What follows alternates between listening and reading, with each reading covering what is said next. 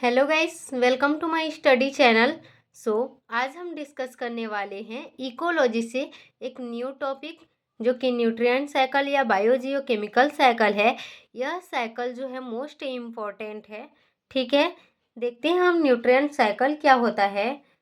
सबसे पहले तो हम जानेंगे कि ये nutrient cycle continuously between living organism and abiotic reservoir such as air water soil rocks, मतलब कि न्यूट्रिएंट लिविंग ऑर्गेनिज्म और एबायोटिक रिजर्वायर जैसे कि एयर वाटर सोइल रॉक्स के बीच कंटिन्यूसली साइकिल करते रहते हैं।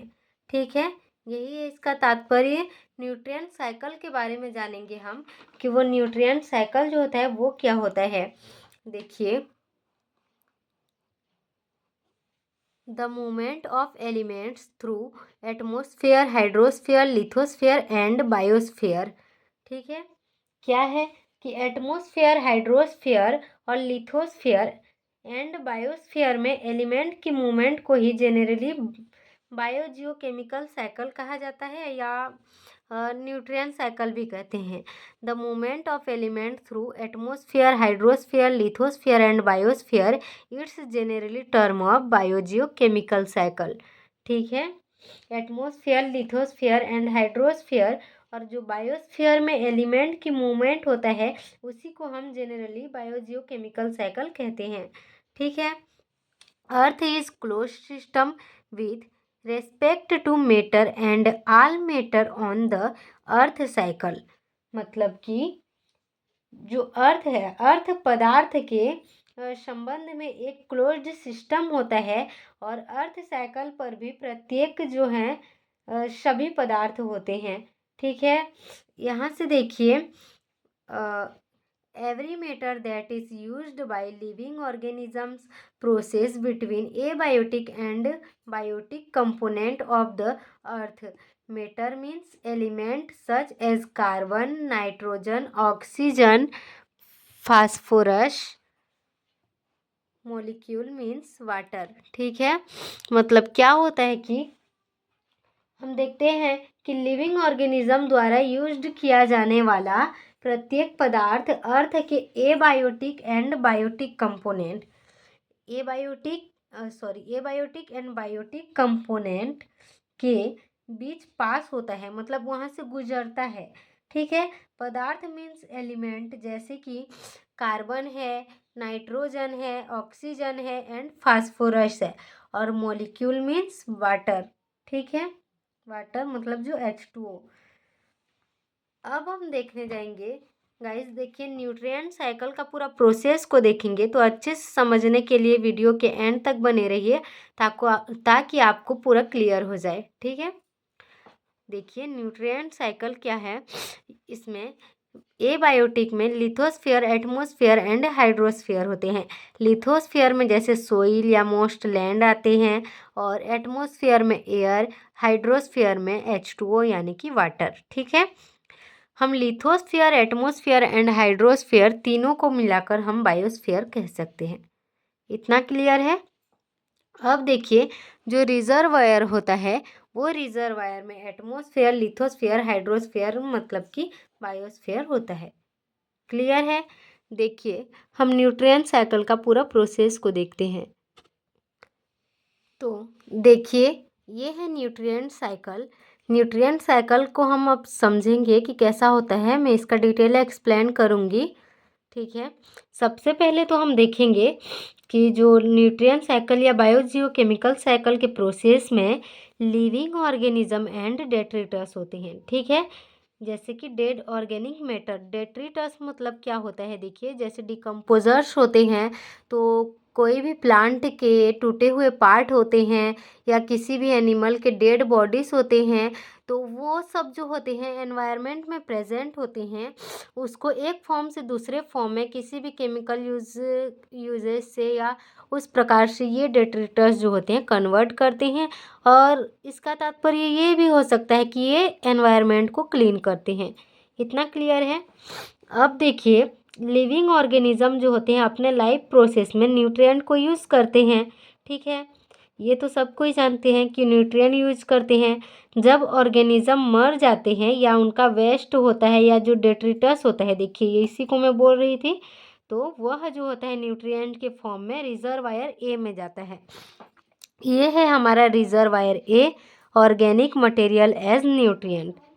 ठीक है, तो रिजर्वायर ए में जाता है।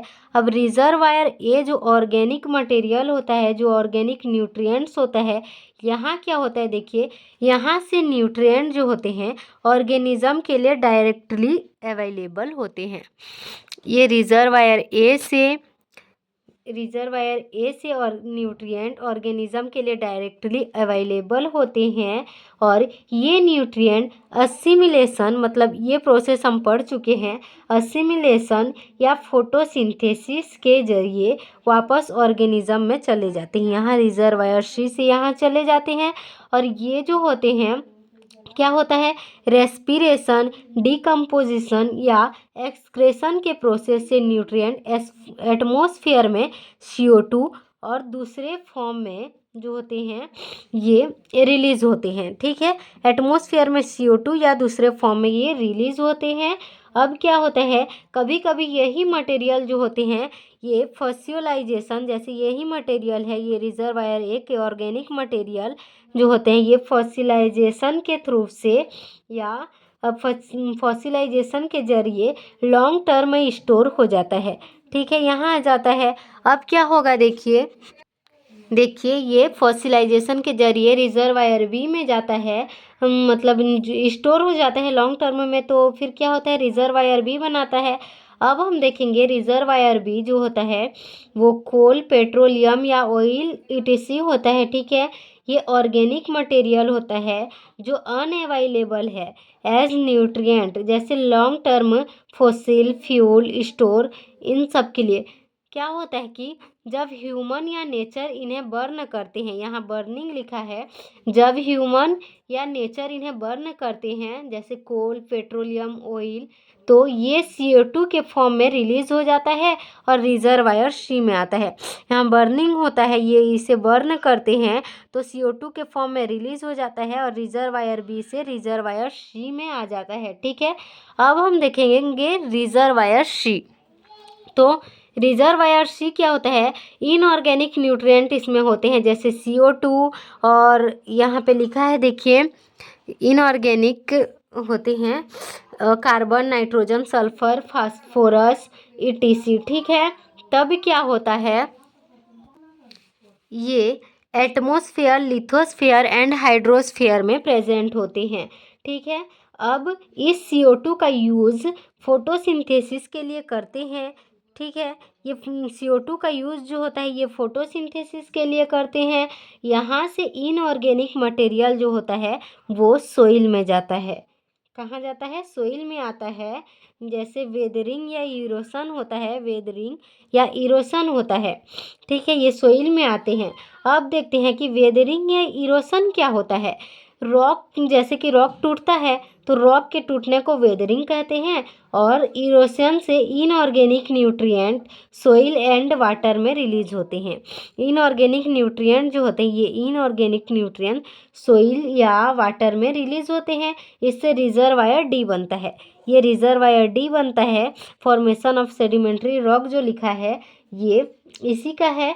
तो reservoir the inorganic material unavailable as nutrient. ठीक है, इन रॉक में जो होते हैं अनअवेलेबल एज न्यूट्रिएंट होते हैं, अवेलेबल नहीं होते। यहाँ क्या होता है कि इनऑर्गेनिक मटेरियल होता है जो तुरंत ऑर्गेनिज्म के लिए अवेलेबल नहीं होता है, जैसे कि मिनरल्स, लॉक्ड या ये रॉक में जो होते हैं। ठीक है, और सेडिमेंट्री रॉक का फॉर्मेशन के बाद लॉन्ग टाइम के बाद, जैसे लॉन्ग टाइम तक ये होता है, फिर लॉन्ग टाइम के बाद ये फिर से न्यूट्रिएंट साइकिल में आ जाता है ये। ठीक है, फिर से न्यूट्रिएंट साइकिल में आ जाता है और इस प्रकार से हमारा न्यूट्रिएंट साइकिल जो है वो कंप्लीट होता है। देखिए यहाँ क्या होता है कि सबसे पहले लिविंग ऑर्गेनिज्म या डेट्रिटस जो होते हैं ये न्यूट्रिएंट का यूज़ करके रिजर्वायर ए में आते हैं। ये ऑर्गेनिक मटेरियल एज न्यूट्रिएंट होता है। यहाँ से रेस्पिरेशन, डिकम्पोजिशन या एक्सक्रेशन के थ्रू ये रिजर्वायर सी बनाते हैं। रिजर्वायर सी में ये पूरा प्रोसेस होता है। कभी कभी असिमिलेशन या फोटोसिंथेसिस के जरिए ये वापस रिजर्वायर ए में जाते हैं। अब रिजर्वायर ए में फॉसिलाइजेशन के जरिए रिजर्वायर बी बनाते हैं और यहाँ बर्न होता है जिसमें CO2 रिलीज होता है, तो फिर से ये रिजर्वायर सी में आते हैं। यहाँ पे जो एटमॉस्फेयर में प्रेजेंट होते हैं कार्बन, नाइट्रोजन, सल्फर और फास्फोरस, देखिए यहाँ ये एटमॉस्फेयर, लिथोस्फेयर या हाइड्रोस्फेयर तीनों फॉर्म में होते, मतलब तीनों में होते हैं। अब वेदरिंग या इरोशन के थ्रू से यहाँ से ये फिर से सोइल में आते हैं और क्या होता है कि फॉर्मेशन ऑफ सेडिमेंट्री रॉक होता है, मतलब कि ये रिजर्वायर डी बनाते हैं और ये रिजर्वायर डी में जो होता है इनऑर्गेनिक मटेरियल होता है, तुरंत ऑर्गेनिज्म के लिए तो अवेलेबल नहीं होता, लेकिन सेडिमेंट्री रॉक फॉर्मेशन जो होता है, यहाँ रॉक फॉर्मेशन के बाद ये लॉन्ग टाइम के बाद फिर से न्यूट्रिएंट साइकिल में आ जाते हैं। ठीक है, इतने में हमारा न्यूट्रिएंट साइकिल जो है कंप्लीट होता है। सो आप लोग वीडियो के एंड तक बने। Thank you all. Next topic में हम फिर देखेंगे और नेक्स्ट क्लास में हम फिर मिलेंगे।